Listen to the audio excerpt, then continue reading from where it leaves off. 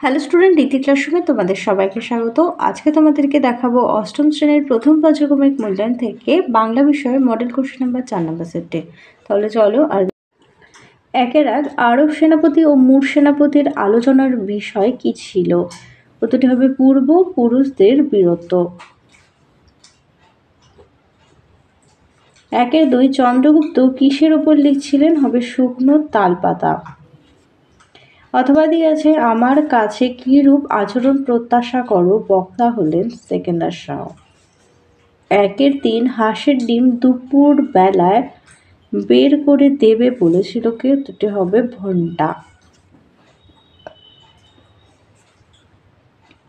দুই দাগ খুব সংক্ষেপে নিচের যে কোনো দুটি প্রশ্নের উত্তর দাও। দুইয়ের এক এবার আমাকে কিছু বলতে হয়, সে কি বলেছিল?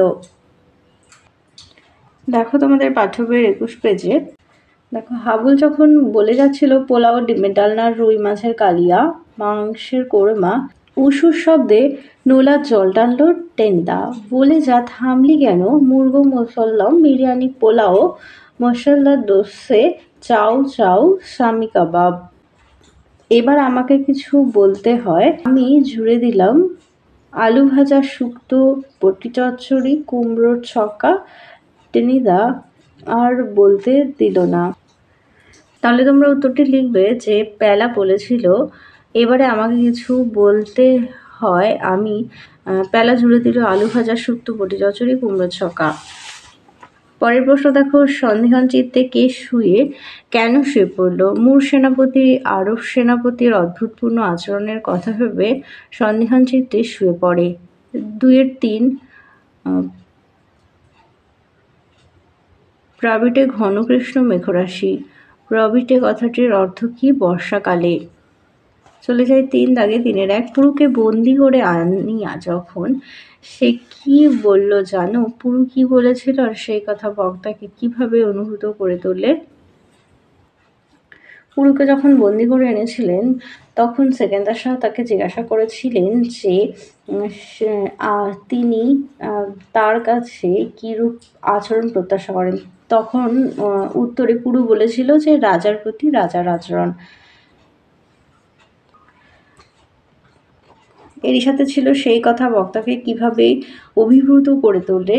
লিখবে যে পুরুর এইরূপ আচরণ ও তার সাহসী মন্তব্য শুনে সেলুকাস মুগ্ধ এবং বিস্মিত হয়েছিলেন। পরের প্রশ্ন দেখো, বনভোজনের জায়গায় কিভাবে যাওয়া যাবে? প্রখ্যাত লেখক নারায়ণ গঙ্গোপাধ্যায়ের বনভোজনের ব্যাপার গল্পে বনভোজনের উদ্যোগ নেওয়ার পর টেনিদার নেতৃত্বে হাবুল সেন প্যালা, ক্যাবলা, শ্যামবাজার স্টেশন থেকে মার্টিন রেলে চড়ে যাত্রা শুরু করে। পি করে বাঁশি বাজিয়ে গাড়ি ছাড়ে। তারপর ধস ধস ফুস ফুস করে এই রাস্তা ঘর ওর ভাড়ার ঘরের পাশ দিয়ে গাড়ি চলতে শুরু করে। বাগুইয়াটি ছাড়িয়ে 4টে স্টেশন দূরে সুপারি ও নারকেল গাছ সমৃদ্ধ পানা পুকুর বিশিষ্ট একটি বাগান বাড়িতে গিয়ে তারা পৌঁছায়। পরের প্রশ্নটি দেখো, তাহা হইলে আমাদের উভয়েরই প্রাণ রক্ষার সম্ভাবনা। কে বলেছিল? এটি আরব সেনাপতি বলেছিল। কিভাবে এই উভয়ের প্রাণ রক্ষার সম্ভাবনা তৈরি হয়েছিল?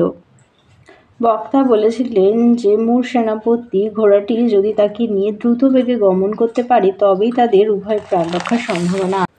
এরপর দেখো 4 দাগের সঠিক উত্তরটি নির্বাচন করো। 4-এর এক গাছেরা কেমন সবুজ জামা পরে থাকে। 4-এর 2 তোমারই কি এমন ভাগ্য, বাঁচিয়ে যাবে সফল জখম। 4-এর 3 গার্নিশে বসা চড়ুইটির চাহনি তা ছিল মজার। চলে যাই 5 দাগে। খুব সংক্ষেপে নিচের কোনো দুটি প্রশ্নের উত্তর দাও। 5-এর এক বোঝাপড়া কবিতাটি কোন কাব্যগ্রন্থের অন্তর্গত কবিতা? হবে খনিকা। 5-এর 2 সবুজ গাছেরা কোন পতঙ্গ পছন্দ করে? প্রজাপতি। 5-এর 3 খড়কুটো ধান কোথা থেকে সংগ্রহ করছে চড়ুই? এ বাড়ি ও বাড়ি থেকে। চলে যায় 6 দাগে। 6-এর 1 দাগ সেইটি সবার চেয়ে শ্রেয়। কোনটি সবার চেয়ে শ্রেয়? রবীন্দ্রনাথ ঠাকুর রচিত বোঝাপড়া কবিতা থেকে আলোচ্য উদ্ধৃতিটি গৃহীত। কবি উল্লেখ করেছেন, ভেসে থাকতে পারো যদি সেইটি সবার চেয়ে শ্রেয়। অর্থাৎ অপ্রত্যাশিত আঘাতে বিচলিত না হয়ে, হতাশ না হয়ে জীবনের স্বাভাবিক ছন্দে অস্তিত্ব রক্ষা করাকেই কবি ভেসে থাকা অর্থে প্রকাশ করেছেন। তাই সেই কাজটি কবি সবচেয়ে ভালো এমন দাবি জানিয়েছেন। পরের প্রশ্ন দেখো, মরার চেয়ে বাঁচাই ভালো এমন মনে হবার কারণ লেখো।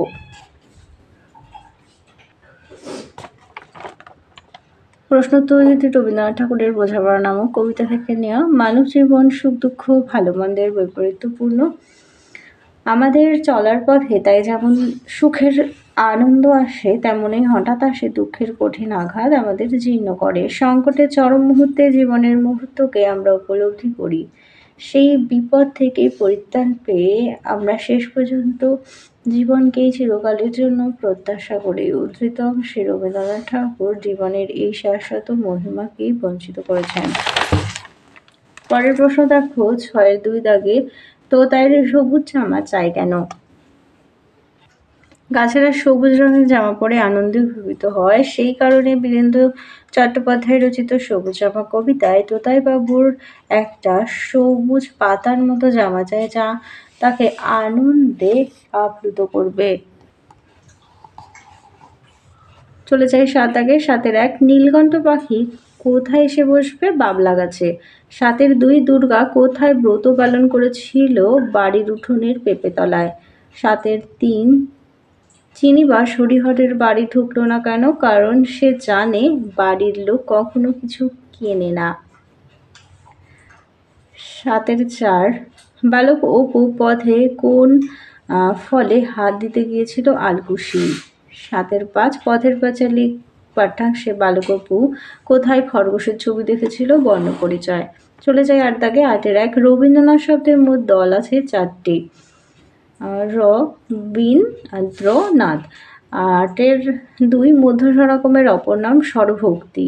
8-3, ধ্বনি পরিবর্তনের কয়টি ধারা? 3টি।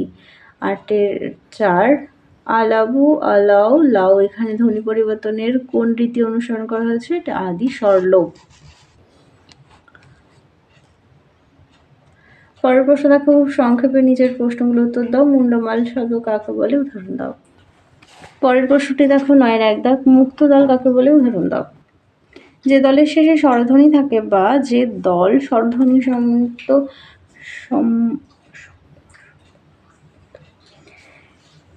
দেখে নাও, যে দলের শেষে স্বরধ্বনি থাকে বা যে দল স্বরধ্বনি সমন্বিত হয় তাকে মুক্ত দল বলে। মুক্ত দলের শেষে বা অন্তে স্বর বা স্বরধ্বনি থাকে বলে একে স্বরন্ত দলও বলে।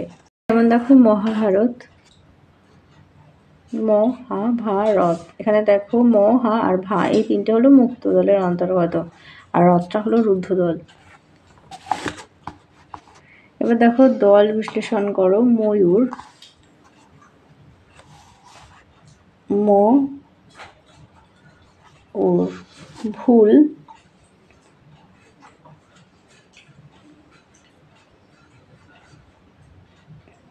এটাকে আর ভাঙা যাবে না, ভুলই থাকবে, এটা রুদ্ধ দল।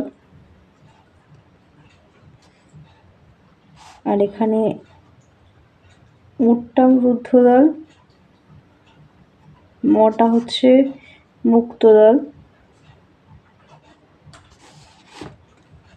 এটা হবে আ, সই, সব।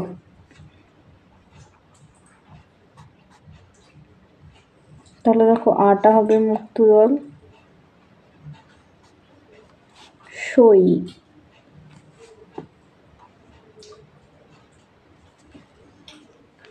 সই আর সব, এটা হবে রুদ্ধ দল।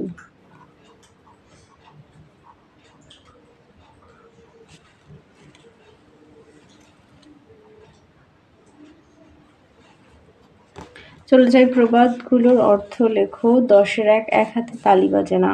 দুপক্ষের দোষ থাকে। আর বাক্যে প্রয়োগ, তুমি তো নিজের মতো করে বলে গেলে, কিন্তু মনে রাখো এক হাতে তালি বাজে না। মারিত গন্ডার, লুঠিত ভাণ্ডার। অর্থ হবে বড় কর্মের পরিকল্পনার বাকি প্রয়োগ একেবারে সরকারি ব্যাংক ডাকাতির পরিকল্পনা। এ তো দেখছি মারিত গন্ডার লুচিত ভাণ্ডারের মতলব। এবার আছে কেউ ঝুঁকি ভিক পায় না।